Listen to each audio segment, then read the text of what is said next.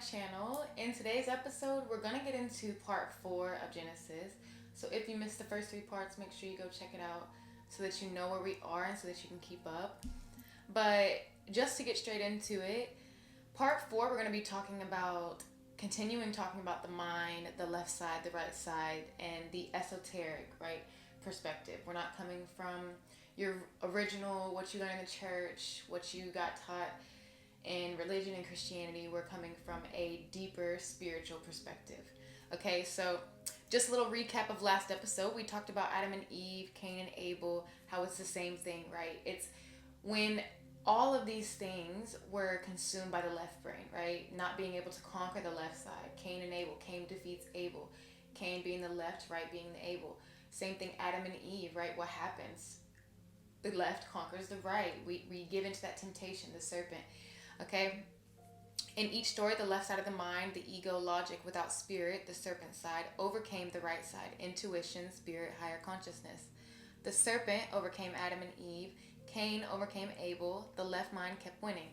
These stories were never about two people long ago. They're about what happens inside of every human being every day, right? Being able to choose.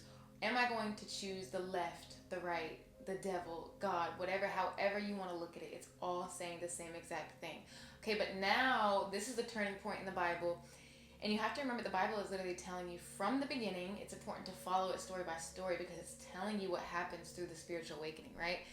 So now we're getting to a phase where we're about to get introduced to King of Sodom, and we're about to conquer the left side, right? The spirit side is going to go into that, take initiative, and conquer. Okay, so entering a new phase, the first time the right side wins. Now the story shifts. Genesis begins to show the first moment in human spiritual evolution where the right side, your spirit side, defeats the left side, ego, material mind.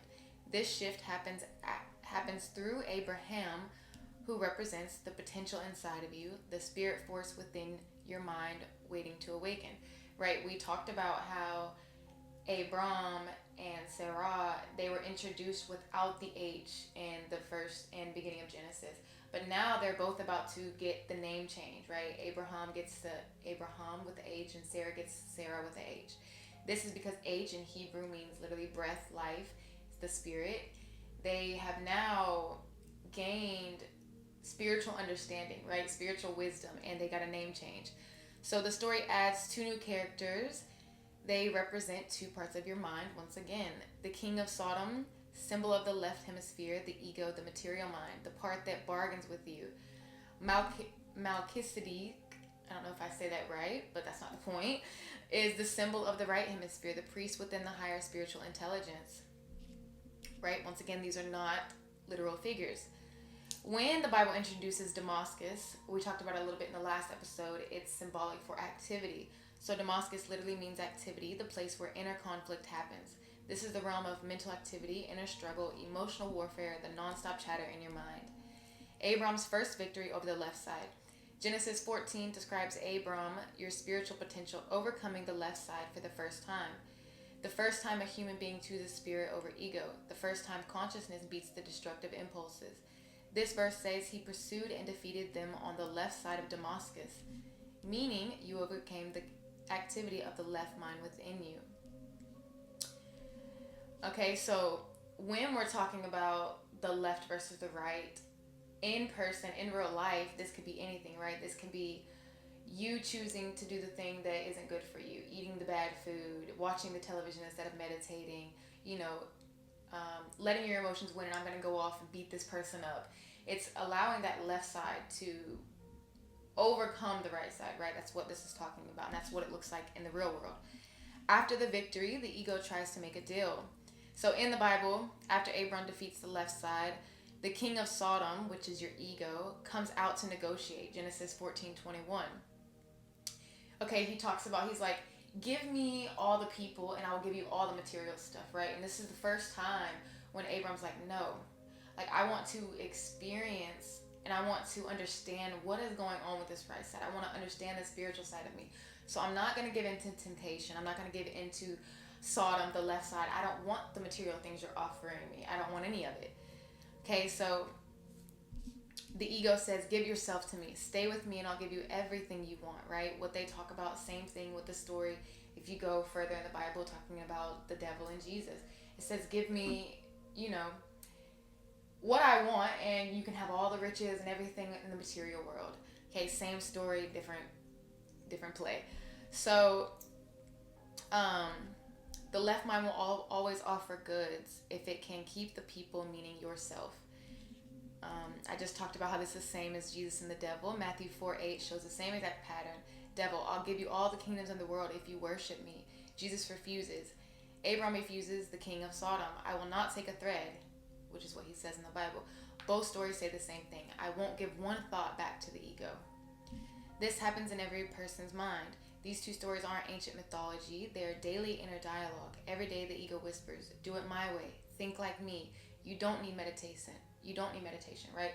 I'm logical. I got this on my own. You don't need to have divine thoughts come. You don't need to go to the right and seek divine wisdom. That's what it's saying.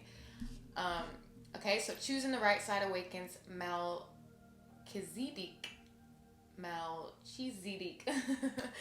Okay, once you decide, I'm going to find out who I am. I'm going to activate the other 90% of my mind. I want to change for my family and the universe. Something happens. Melchizedek appears internally. The high priest of the right hemisphere opens the temple within you. This begins the flow of bread and wine, right? In the Bible, it talks about Melchizedek. Okay, so in chapter 14, verse 18, in Melchizedek, which is truth, it is universal consciousness, basically, right? So King of Sodom brought forth bread and wine, and he was the priest of the Most High God. And he blessed him and said, blessed be Abram of the Most High God, possessor of heaven and earth, right? Then this is where King Sodom said, give me the persons and take the goods to thyself, right? And he says, I will not take from the thread. Okay, so bread and wine did not begin with Christianity. In Egypt, they also used the same thing in Osiris, except it wasn't wine, it was beer. Abraham, when we get a little bit further right here, it's talking about giving the 10%, right? In religion, in Christianity, I remember going to churches and people are always passing the bowl around for you to put your money in. It's talking about giving 10%, giving the left side of your brain up, giving it up so that we can enter into the right hemisphere, so we can unlock the potential of the right hemisphere that we never use. We don't use 99% of our brain. And it says, I will give a tenth. Give 10% of your left brain thinking and meditation. Surrender the left mind for a moment, and the right side, Melchizedek, activates. Awakening is natural. No rituals, no membership, no nothing. The temple, right? When we talk about the temple, the only temple that is made without hands or screwdrivers, like the Bible says, is your temple, right? Your mind. And it talks about this in Kings, if you want to go further into that. It says the door is on the right side, right? The door to the middle chamber was on the right side of the house. Middle chamber is the holy place. Right side is the right hemisphere of the brain. Winding stairs that it talks about is that kundalini energy that gets activated within the body through the chakras when we seek the right side, which is the promised land, and we go into meditation. Okay, so now we're about to get into the stories. I wanted to make sure I covered that little part right there between last episode and this episode, just to understand how we're shifting from, the left conquering the right to now our spirit side is finally about to conquer the left side. Okay, so in Genesis 15 through 16, we follow Abraham, Sarah, and Hagar, not just as historical figures, but as symbols of the human spiritual journey. In Genesis 15, Abram is worried because he still has no child. He wonders how God's promise will ever happen. God tells him not to fear, that the promise is still real. Abram looks at the stars and believes, but he still doubts. God makes covenant with Abraham, showing him that even if Abram is unsure, the divine promise stands. This chapter is about the inner voice of the higher self, reassuring you when the ego mind fears. What if my purpose never happens, right? I've went through this. I quit my job 3 years ago and you get scared and you're like, I don't know if I'm doing what I'm supposed to be doing. I'm not making no money off of this. I'm not getting the views that I want. It's not moving like I want to, but this is telling you, just like this story, have faith that what you're doing is what you're meant to do and the rest will come. Just wait. Be patient. God gives Abram a divine promise, but the promise seems delayed. Sarah becomes impatient, right? And she tries to take control by sending her servant Hagar to bear a child in her place. So she has a servant named Hagar who's from Egypt, and she basically tells her husband Abram, he's like, go have a child with her. You know what I'm saying? Like, I can't even wait no more. I don't have faith that this is gonna work for us. So go be off with her and have a child. Hagar becomes pregnant. Tension grows between them, and Hagar runs away into the wilderness. Okay, there's something profound that happens. An angel meets Hagar at the well and tells her that she is seen, heard, and protected by the divine. She names the well Bir Laroy, meaning the well of the living one who sees me. Her child is named Ishmael, meaning God hears. Okay, so when we break this down, the promise is the higher self. The doubt is the ego, Sarah. The wounded shadow is Hagar. The shadow self is Hagar, right? She runs into the wilderness. The divine response, the angel El, the cry for help, Ishmael, the birth of awareness, is the name of the well, Berlaroy. Okay, so Abraham means the exalted father. Esoteric meaning, your higher potential, the part of you that receives divine promises or visions. Genesis 15 describes Abram doubting the promise, asking for a sign, wanting clarity. This represents you when you sense a calling but don't understand how it will manifest. Sarah, name meaning my princess, your egoic feminine energy tied to identity, control, and insecurity. Sarah is impatient, trying to force the promise to manifest, symbolizes the ego trying to control divine timing. Baroness represents spiritual dryness, lack of inner receptivity, mind being unable to give birth to divine inspiration. Hagar, name meaning the stranger, is your shadow self, suppressed emotions, inner child, right? That phase you have to go through, the dark night of the soul phase, that you have to face the shadow self. This is what this is. When Sarah oppresses her, it reflects ego suppressing emotions. Emotional self runs into the wilderness. When it's talking about her running into the wilderness is symbolic of the inner place where we feel lost, unseen, abandoned, or overwhelmed, right? Where the shadow self hides. The angel of the Lord, it's the higher consciousness breaking through awakening moment. The angel asks, where are you coming from and where are you going? This is the moment of self-awareness, emotional clarity, and spiritual direction. The name of the well, Bila Horoi, meaning the well of the living one who sees me. Meeting your shadow self and feeling seen by higher consciousness. That's why they gave it that name specifically, right? She runs into the wilderness and she names, the angel comes and she names the well because she is finally, feels like she's being seen by the divine. She feels like she's being heard. Ishmael literally means God hears. So child born when emotional self cries out and higher self hears. Symbolizes emotional honesty, trauma speaking, healing, universe's response, right? So when you can do that shadow work and you cry out and you're like, why? I feel like I'm not being seen. I feel like everything is falling and crashing down. The tower moment is happening one after another. The universe, the reason they give the firstborn the name Ishmael is because it's literally telling you God hears. The universe, the divine, whatever you want to say, hears you. Okay, so be patient and understand that you are heard, is basically what it's saying. Okay, so God gives a promise to Abram, higher self, shows the destiny. Sarah doubts, right? Ego interferes. Sarah sends Abram to Hagar, so ego forcing destiny activates the shadow side of you.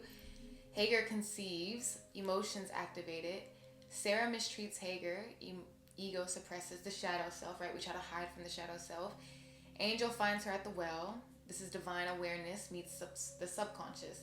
Ishmael is born, awareness of emotional pain, right? We're starting to work through the shadow self.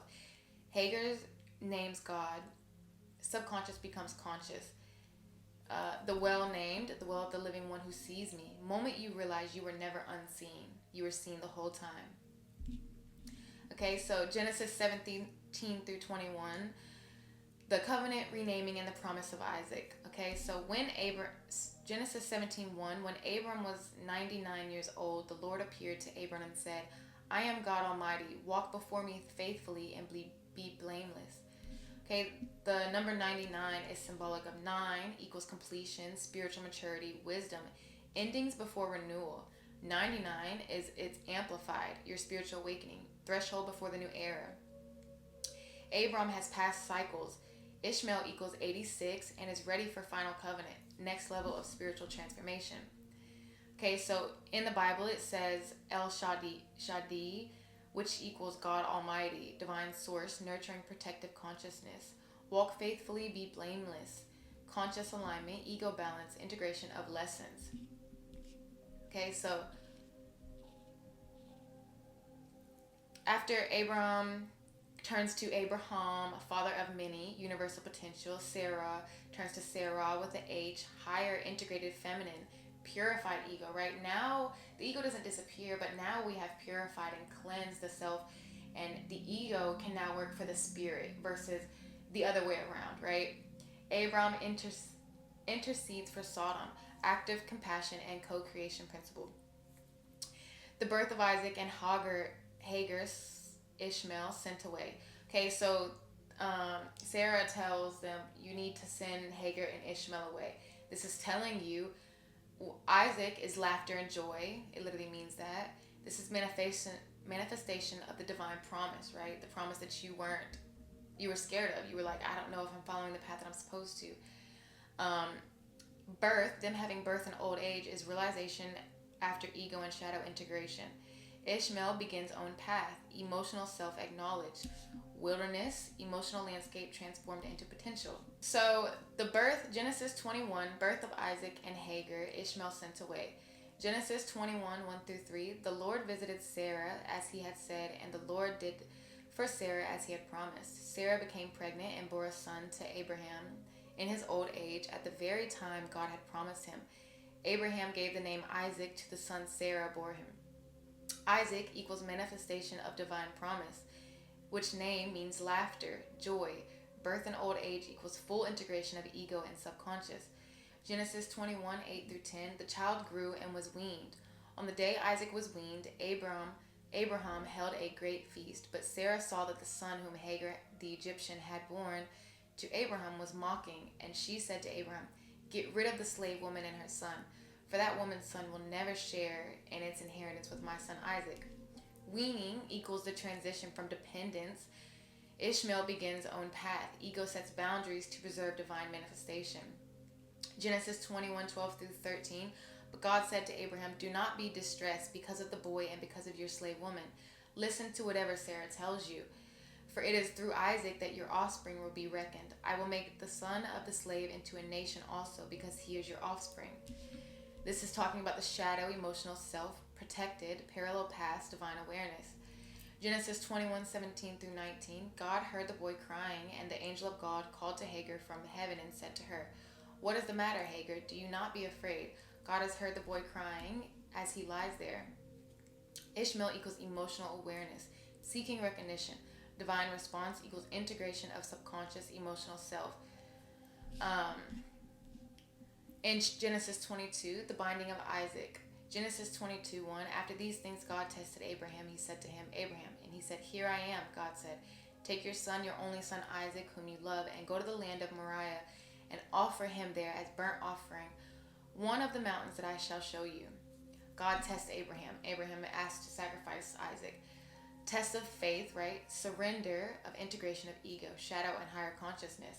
When you start to go through your awakening, you too will be tested, right? There will be so many moments where even me, right, with my podcast, with my having to quit smoking, with everything that I'm doing, I'm always being tested to see if I'm going to stick with my faith or if I'm going to fall back into the left brain, right? Fall back into the normal patterns, myself, not listening to the divine and going into meditation and those things.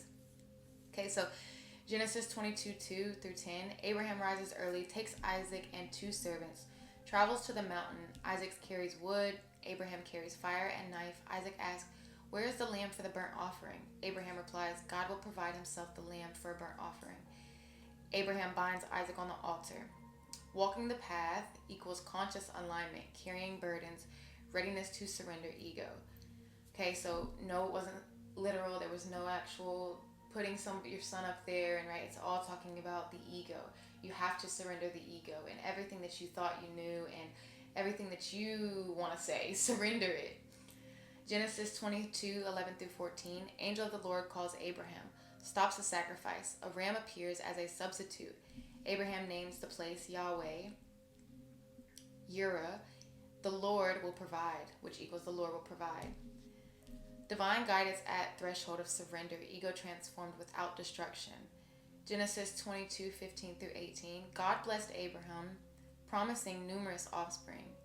Surrender leads to abundance, right? When you surrender and have faith, the universe will bless you 10 times, right? You will be filled with abundance and manifestation aligned with higher consciousness. Okay, so in Genesis 23, you have the death of Sarah and the purchase of the cave of Machpelah. Okay, so just a little summary. Sarah, Abraham's wife, dies at age 127. Abraham mourns her, negotiates with the Hittites, and purchases the cave of Machpelah at full price. This is more than a burial story. It symbolizes consciously claiming sacred space, boundaries, and spiritual inheritance. The act of paying shows the importance of taking responsibility for spiritual and personal legacy rather than accepting what is given passively. Genesis 23:1-2. Sarah lived 127 years. These were the years of the life of Sarah. Sarah died in Kiriath-Arba, that is the Hebron, in the land of Canaan. And Abraham came to mourn for Sarah and to weep for her. Okay, so when we get into the numerology of the number she died at 127. 1 equals unity, beginnings, divine source. 2 equals duality, polarity, relationships. 7, right, is the spiritual perfection, cycles, divine order. 127, if you add it up, it equals 10. Completion, fulfillment, spiritual inheritance, ready to manifest. Okay, so Sarah's death equals the passing of ego-based identity, right, and emerges of integrated spiritual feminine, Sarah with an H now. Mourning equals conscious recognition of transformation, preparation for next spiritual stage. Genesis 23:3-16. Abraham negotiates with Ephron to buy the cave, insisting on paying the full 400 shekels of silver. Genesis 23:16. So Abraham agreed to Ephron's term, and Abraham weighed out for Ephron the silver that he had named in the hearing of the Hittites 400 shekels of silver, current money with the merchant. 4 equals stability, foundation, earthly manifestation. 0 equals spiritual potential, infinity, divine source. So 400, spiritual foundation, structured inheritance, conscious ownership. The cave equals inner sanctuary. Negotiation equals conscious engagement with spiritual boundaries. The payment equals full responsibility for spiritual integration. In Genesis 24, Abraham sends his servant to find a wife for Isaac. Or Ezek. I'm not sure how to pronounce it. I'm not sure how to pronounce a lot of these things, but that's not the point. But I should learn how to. But Abraham, now older and aware of the divine covenant, sends his trusted servant to find a wife for Isaac. The servant pays for guidance, and Rebecca is divinely chosen because of her generosity and intuition. This chapter emphasizes conscious discernment, prayer, and alignment with divine will. It also demonstrates the careful selection of life partners as a metaphor for aligning the conscious and subconscious aspects of the self. Genesis 24:2-4. Abraham said to his senior servant, "Put your hand under my thigh, and I will make you swear by the Lord." Servant equals your conscious guidance, inner tuition. Hand under thigh equals sacred oath, aligning with the life force higher purpose. Mission equals seeking a spiritual union that continues the divine promise. In Genesis 24:12-14, "O Lord, please grant me success today. Let the young woman who I shall say be the one whom you have appointed for your servant Isaac." In Genesis 24:15-21, Rebecca appears generous and intuitive. Rebecca equals the awakened feminine consciousness. Generosity equals alignment with divine will and readiness to manifest destiny. Okay, so in this, if you just read the stories, the 10 camels equals completeness, spiritual fulfillment. Once again, we see the 10. 3, divine confirmations, mind, heart, spirit alignment. In most religions, they all have the Trinity, the 3. It's symbolic of the mind, heart, and spirit alignment. Genesis 25, death of Abraham, birth of Esau and Jacob. So Abraham dies at 175, and Isaac and Rebecca have twins, Esau and Jacob. The twins symbolize duality in human nature. The material path Esau, and the spiritual path, Jacob. This chapter introduces tension between these paths and establishes the importance of divine density and inner choice. Genesis 25, 7 through 8. These are the days of the years of Abraham's life. 175 years Abraham breathed his last and died, and he was gathered to his people. Once again, if we break it down, 1 equals unity, divine origins, 7, spiritual perfection, and 5, change, growth, transition. If we add it all together, it equals 13, transformation, spiritual legacy, integration of human faculties. Genesis 25, 21 through 26. Isaac prays to the Lord, and Rebekah conceived. The children struggled together in her womb. The Lord said, "These 2 nations are in your womb. The elder shall serve the younger." Twins equals internal polarity, material versus the spiritual self, right? We see this over and over because it's true. It's all telling you about the mind, okay? And there is other people who go deeper into the as above part that talks more about the constellations and how you can literally see them talking about astrology from the very beginning to the very end, talking about age of Pisces, age of Aquarius, on all of that. But there's also the deeper, it's trying to tell you about the spiritual awakening, right? From the very beginning of the Bible, it literally is telling you what happens when you first go into awakening. You think you're so woke, but the left side is still conquering the right side, okay? Then once again, we go through these things, and Cain and Abel. Cain conquers the right side, right? It sounds repetitive because it is repetitive. All of this is going to sound the same always. The struggle equals the inner tension, conflict between ego and soul. Divine prophecy equals predetermined spiritual destiny. 2 equals duality, polarity. 7 equals spiritual completion. 2 times 7 equals 14, unfolding spiritual lessons. In Genesis 26, Isaac and Rebekah, Isaac receives confirmation of the covenant. He faces conflict over wells, which he resolves through persistence and patience. This chapter mirrors spiritual inheritance, establishing personal boundaries, and claiming abundance through faith and integrity. Genesis 26, 2 through 5. The Lord appeared to him. "Do not go down to Egypt. I will multiply your offspring as the stars of heaven." Genesis 26, 17 through 22. Isaac reopens Abraham's wells, faces disputes, digs new ones. Okay, in Genesis 27, this is the story when Rebekah helps Jacob receive Isaac's blessings through deception. This is symbolic of following intuition and inner guidance to claim spiritual inheritance. The story shows the tension between outer identity, Esau, and inner destiny, Jacob.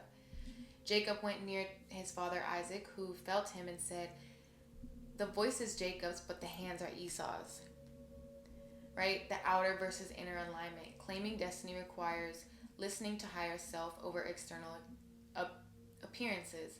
Isaac blesses Jacob. "See, the smell of my son is like the smell of a field which the Lord has blessed." Blessings equals divine favor transmitted energetically. Smell equals resonance of spiritual presence. And before I go any further, and I'm going to go over these chapters a little bit more in the next episode, because I don't want to get into Jacob and the dream that he has in the ladder, because it's one of my favorite stories to talk about, and it's going to, be more lengthy than the rest of the chapters we went over, because it is talking about the as above, so below, and it's such a good story to be able to explain what the 33 vertebrae mean. He has the vision and calls the place pineal, which is the pineal gland. And we can talk about the science with the spirituality part. So I'm going to save that for the next episode. But just to do a little recap of what we talked about, right? I'm not going to repeat what I talked about in the beginning, us going through Adam and Eve and the serpent and giving in and the Cain and Abel and all that. All I want to say is that all of this so far is talking about the spiritual awakening, right? You have to be willing to give your tithes, which is the 10%, your left brain. You have to be willing to go into meditation, to seek the divine, right? To be able to reach the promised land, which is the right hemisphere. Be able to knock Jericho's wall down, which is the wall, separating you from the left to the right. You have to remember that not one single story is meant to be read literal. I don't care how good it sounds. If they're using people, if they're using places like Egypt and Israel, how crazy it sounds to other people. Do your research.